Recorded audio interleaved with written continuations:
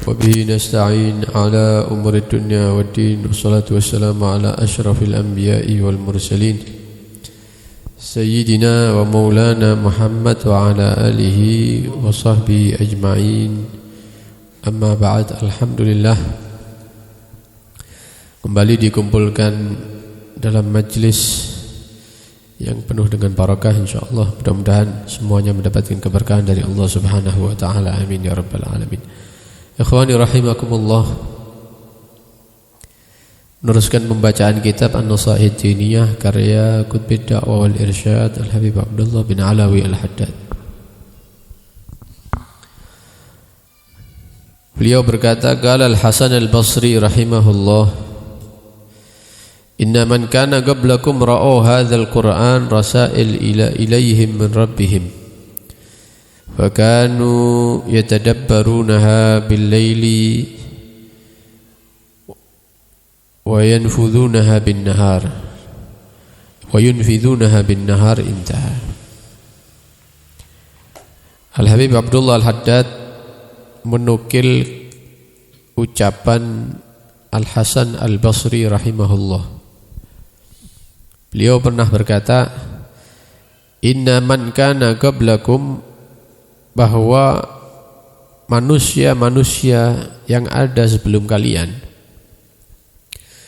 ra'au Al-Quran, mereka memandang, menganggap Al-Quran ini, rasail ilaihim min rabbihim, adalah surat-surat yang dikirim dari raja, dari tuan mereka untuk mereka.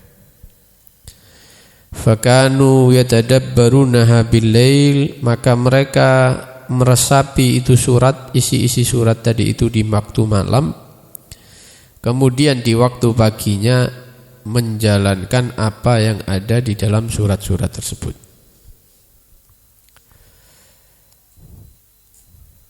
Bisa kita perumpamakan, ada orang yang memiliki posisi yang tinggi dalam diri kita.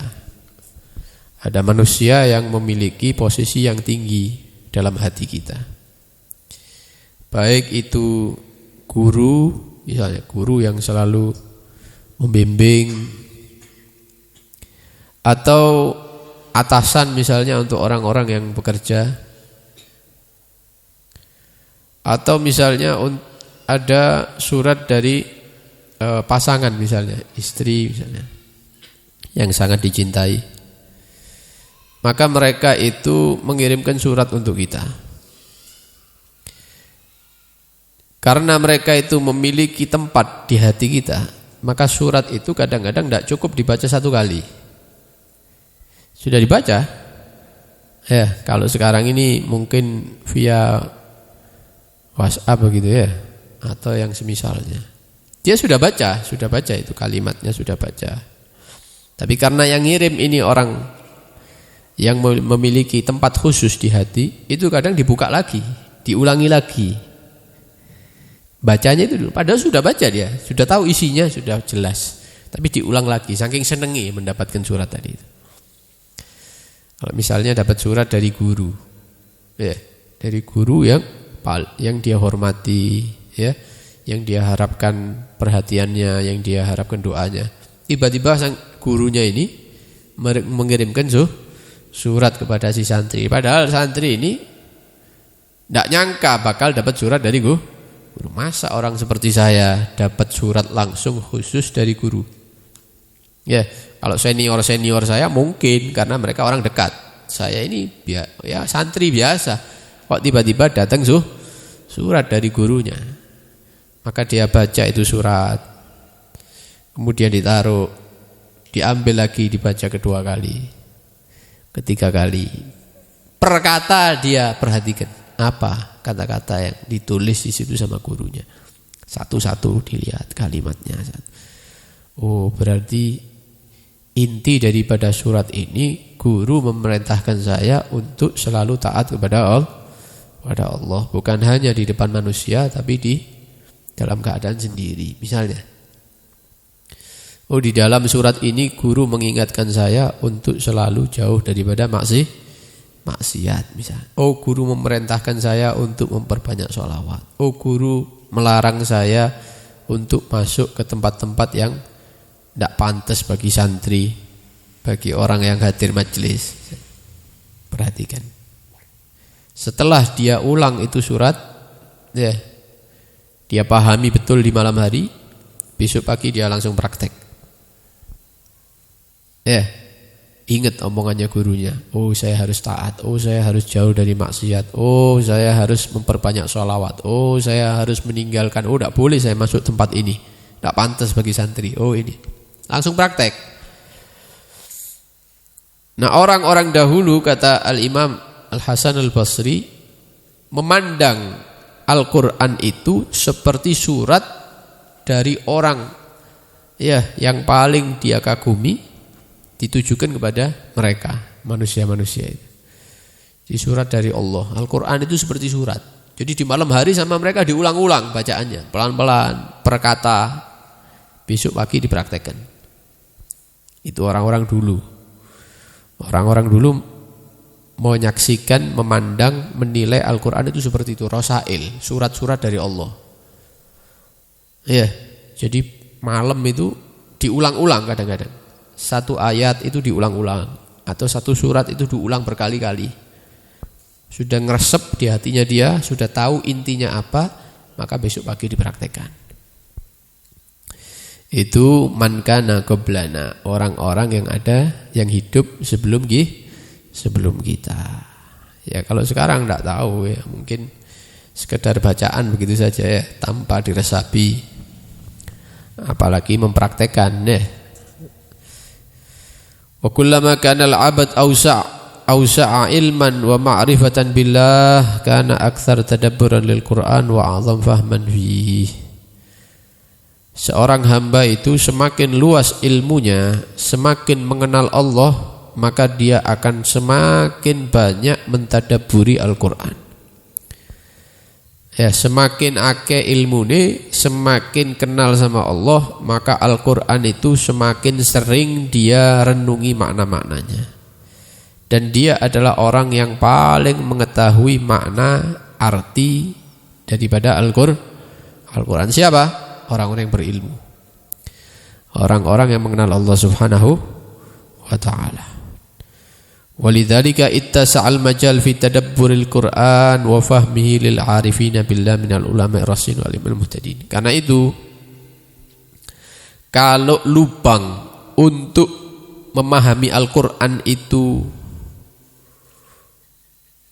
ya, misalnya sekecil lubang jarum bagi orang awam, maka bagi para ulama yang kokoh dalam memahami ilmu, ya para imam-imam kita yang mendapatkan petunjuk dari Allah Subhanahu wa ta'ala, itu peluang untuk memahami makna Al-Quran itu lebih luas ketimbang orang secara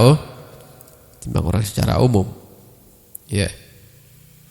Jadi kalau digambarkan ulama itu orang yang pintar nyelam. Para ulama itu orang yang pintar menyelam ke dalam laut. Nah, kita ini orang yang biasa adus di kali misalnya ya, mau nyemplung ke laut itu takut tenggelam. Akhirnya ya di pinggiran itu ada laut, kita di pesisir itu ngelok itu. Lautnya dilihati, Al-Qur'annya dilihati, tapi tidak wani nyemplung. Kenapa? Tidak iso renang, tidak punya ilmu. Nah, para ulama itu orang yang ahli renang, ahli menyelam. Jadi ketika mereka membaca Al-Quran seperti orang yang terjun ke dalam lautan Al-Quran, melbu menjeru-jeru, ngerti kabeh isinya Al-Quran itu seperti apa, ada apa saja ilmu di dalam Al-Quran mereka sudah tahu. Semakin luas ilmu mereka, semakin mereka mengenal Allah, semakin dalam nyelamnya. Tambah sing kedalaman ribuan itu mereka sudah tahu isinya apa. Lah kita ini masih di pinggiran. Delok lautan. Ya Al-Quran itu dilihat dok, tulisannya kertas itu. Isinya apa tak tahu. Kenapa? Ya itu tadi tidak punya ilmu. Tidak mengenal Allah. Qala Abu Dzar radhiyallahu an, berkata sahabat Abu Dzar radhiyallahu an, qama bina Rasulullah sallallahu alaihi wasallam lailatan bi qaulihi ta'ala, pernah Nabi itu di satu malam berdiri sholat, kemudian ketika berdiri beliau membaca ayat ini, in tu'adzibhum fa innahum ibaduk, ya Allah, jika engkau mengazab, menyiksa mereka, maka mereka itu adalah hamba-hambamu. Wa in taghfir lahum, dan jika engkau memaafkan, mengampuni mereka, ya Allah, fa innaka antal azizul hakim, maka sesungguhnya engkau adalah zat yang maha mulia dan maha bijaksana. Ini ayat ini setelah dibaca sama Nabi diulang lagi dari awal lagi. In tu'adzibhum fa innahum ibaduk. Kalau orang-orang ini engkau siksa ya Allah, mereka ini hamba-hambamu. Tapi kalau engkau ampuni mereka, maka itu persis engkau adalah zat yang maha agung dan maha bijaksana. Diulangi lagi, in tu'adzibhum fa innahum ibaduk wa in taghfir lahum fa innaka antal azizul hakim. In tu'adzibhum, terus itu sampai berpuluh-puluh menit ngulang ayat ini dok. Nah, itu apa yang dirasakan, yang difahami oleh Rasulullah itu? Sampai satu ayat diulangi berkali-kali sama Nabi SAW. Jadi menunjukkan bahwa apa yang tidak dipahami oleh manusia secara umum itu dipahami oleh orang-orang tertentu, apalagi Nabi Muhammad SAW. Jadi tidak kaget kalau Nabi mengulang satu ayat sampai berkali-kali. Kenapa? Setiap membaca satu kali mendapatkan satu makna, arti, makna, pemahaman. Diulang lagi, pemahaman yang lain lagi. Diulang lagi, tambah luas pemahamannya dengan mengulang satu ayat tadi itu. Wa kana Umar radhiyallahu anhu, dan dahulu Sayyidina Umar bin Khattab radhiyallahu an, beliau membaca satu ayat ketika beliau qiyamul lail. Fayatadabbarha, maka beliau mengulang-ulang itu ayat. Ya, dipahami betul itu ayat, diulang-ulang.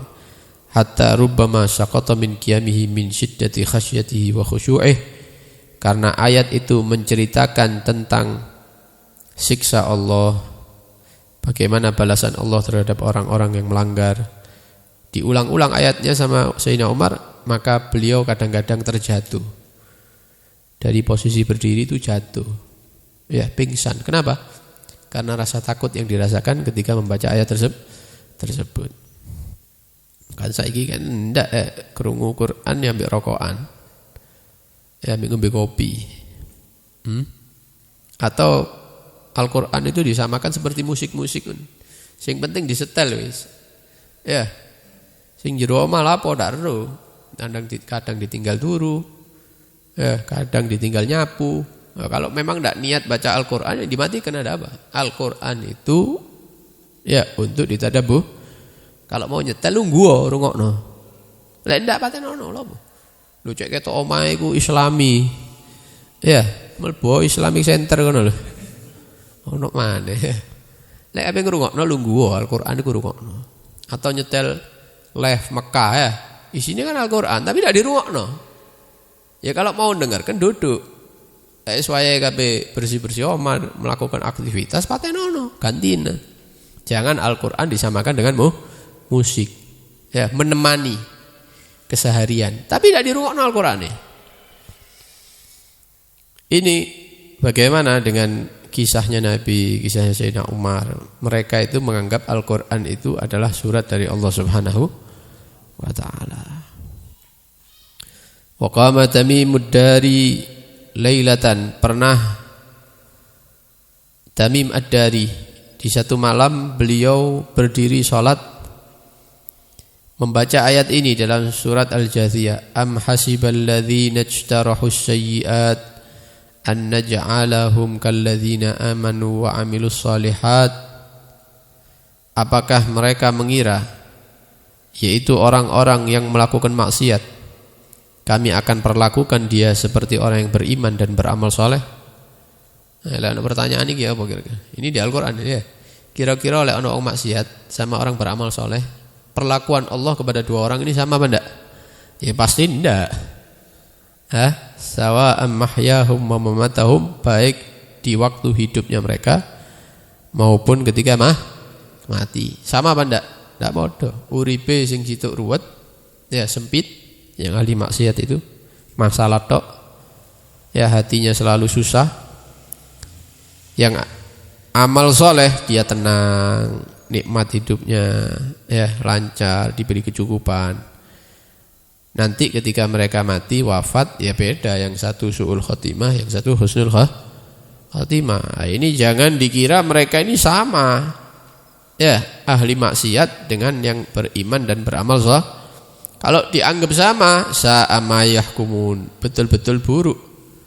Ya, yang ditentukan oleh mereka itu yang mengatakan sama maksiat dan taat itu sama balasannya. Ya tidak seperti itu, pasti beda. Nah, ini ayat ini dibaca oleh Tamim Ad-Dari diulang-ulang di dalam Qiyamul Lail sampai adzan subuh. Sampai lali. Diulang-ulang lagi, diulang sampai adzan subuh. Baru beliau rukuk. Krungu adzan subuh, rukuk, diselesaikan sholat sunnahnya. Jadi menunjukkan ya majal kemungkinan mereka untuk memahami Al-Quran itu luas. Ya, kesempatan untuk memahami Al-Quran bagi para ulama itu luas. Tidak seperti kita ini ya. Wa qama Sa'id bin Jubair rahimahullah lailatan biqaulihi ta'ala. Yang lainnya Sa'id bin Jubair juga pernah mengulang ayat di dalam Qiyamul Lailnya. Wamtazul yauma ayyuhal mujrimun. Ini diulang-ulang ini. Dalam surat Yasin ini ya. Wamtazul yauma ayyuhal mujrimun. Hari ini apa hari ini? Itu hari Senin ya. Hari ini maksudnya hari kebangkitan, hari pembalasan. Imtazu ayyuhal mujrimun. Hei orang-orang yang mujrim, sing maksiat tak tobat-tobat. Nah, hari ini di hari pembalasan ini imtazu, pisah. Tidak usah gabung sama orang-orang soleh, minggir, suruh minggir sama Allah. Hari ini orang yang ahli maksiat minggir.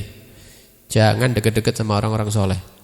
Jangan dekat dengan para nabi, jangan dekat dengan para rasul, jangan dekat dengan Nabi Muhammad sallallahu alaihi wasallam. Minggir, suruh minggir, suruh buat rombongan sendiri masuk ke neraka Allah Subhanahu wa taala, waliyadzubillah min.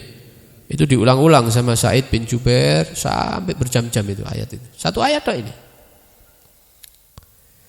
Dan hikayat-hikayat, cerita-cerita pendahulu-pendahulu kita yang soleh, yang seperti ini, yang mengulang-ulang ayat Al-Quran ini, itu sangat banyak. Ya, kalau diceritakan sangat banyak. Wa kana al-khauf wal buka yaglibu alaihi min qira'atil Qur'an min syiddati ma'rifatihim billah wa fahmihim fi kitabih wa tadabburillah. Jadi rasa takut itu kalau sudah membaca Al-Quran itu menyelimuti mereka. Kayak selimut itu dikerukup mulai ndas sampai sikil. Nah, selimutnya bukan selimut kain tapi selimut ketakutan kepada Allah Subhanahu wa taala. Kalau sudah baca Quran, mulai ujung rambut sampai kaki itu merinding kabeh mereka itu kalau baca Al-Quran. Ya, betul-betul takut. Wal buka kadang sampai meneteskan air mata. Jenggotnya mereka itu sampai basah semua kalau tengah malam itu ya. Kenapa? Yaitu tadi baca Al-Quran dibarengi dengan ma'rifat, mengenal kepada Allah Subhanahu wa ta'ala. Membaca Al-Quran dengan memahami isi Al-Quran. Membaca Al-Quran dengan merenungi isi Al-Quran. Bahkan tidak sedikit daripada mereka ketika membaca ataupun mendengarkan orang baca Al-Quran, orang lain dengar, dia lewat, pas kok ayat ini ayat-ayat yang ancaman, ayat yang menceritakan tentang masuknya manusia ke dalam neraka Allah, bagaimana malaikat-malaikat penjaga neraka. Kok subhanallah pas krungu ono wong ngaji ya. Itu tidak sedikit daripada mereka yang yughsha alaihim. Semaput, langsung jatuh ketika itu juga. Mek krungu tok. Ya, krungu wong maca ini langsung jatuh mereka. Kenapa? Ya tadi itu takut dan mengenal kepada Allah Subhanahu wa taala. Bahkan ada yang sampai Mati ketika baca Al-Quran saking takutnya. Wadzalika ma'ruf fi akhbarihim wa siyarihim, dan itu sudah dikenal kisah-kisah mereka di dalam kitab-kitabnya. Semoga Allah merahmati mereka dan mudah-mudahan kita semuanya mendapatkan kemanfaatan daripada mereka salaf-salaf pendahulu-pendahulu kita yang soleh. Ya, kalau dibandingkan dengan hidupnya kita ya tidak bernilai hidupnya kita ini berarti ya. Ngakak dok. Ya dak. Ngakak mangan ngombe es rokokan turu. Ngakak mangan ngombe es rokokan turu. Terus iku wis. Ya. Jadi hidupnya mereka tuh ilmu. Ya, ilmu, belajar sama guru bertahun-tahun. Kemudian apa yang mereka dengar diamalkan. Kemudian baca Al-Qur'annya seperti tadi itu kisah-kisahnya itu. Ya. Jadi memang Al-Qur'an itu memiliki tempat tertentu dalam hatinya mereka. Mendengar Al-Qur'an dengan mendengar yang lain beda. Ya, ada rasa tertentu bagi mereka itu mendengarkan. Walaupun dia tidak baca, dengarkan tok orang lain membaca. Seperti kisahnya Nabi SAW memerintahkan satu sahabat untuk membaca Al-Quran di depannya.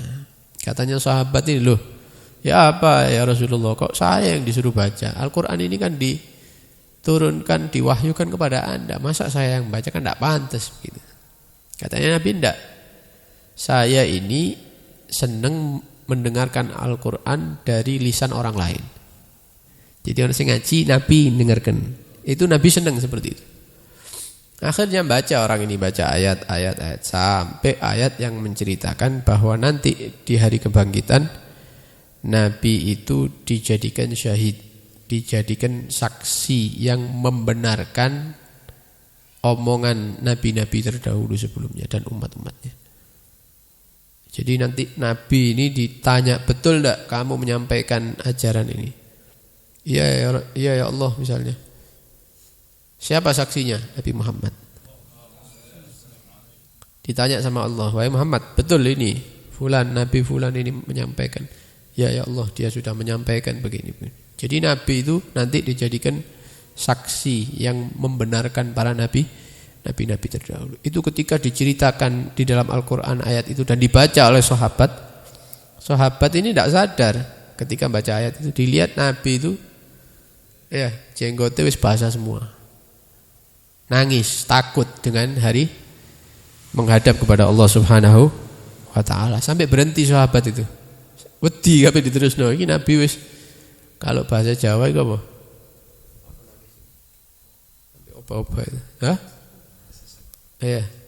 Sampai gerak-gerak nangis tapi tidak ada suara nih. Jadi sudah keluar air matanya, jenggotnya sudah basah semua. Akhirnya mandek sahabat ini, wedi kabeh terusno ya. Gara-gara ngaji ku nangis Rasulullah ini ya. Tapi memang seperti itu ya. Nabi dan orang-orang ya pewaris-pewarisnya Nabi sallallahu alaihi wasallam, jika dibacakan Al-Qur'an diliputi oleh ketakutan kepada Allah Subhanahu wa taala, bahkan mereka meneteskan air mata, ya kadang-kadang sampai pingsan, ya bahkan ada yang sampai meninggal radhiyallahu anhu. Kita mohon kepada Allah Subhanahu wa taala, walaupun kita tidak bisa seperti mereka, ya minimal diberi kefahaman oleh Allah Subhanahu wa taala dalam Al-Qur'an, diberikan istiqamah bisa membaca Al-Qur'an setiap hari walaupun sedikit-sedikit. Ya mudah-mudahan selalu bersama Al-Qur'an di dunia maupun di dalam alam kubur kita, mudah-mudahan nanti dibangkitkan juga mendapatkan syafaatnya Al-Qur'an. Amin ya rabbal alamin. Sallallahu alaihi wasallam Muhammad wa alihi wasallam. Alhamdulillahirabbil alamin. Wassalamualaikum warahmatullahi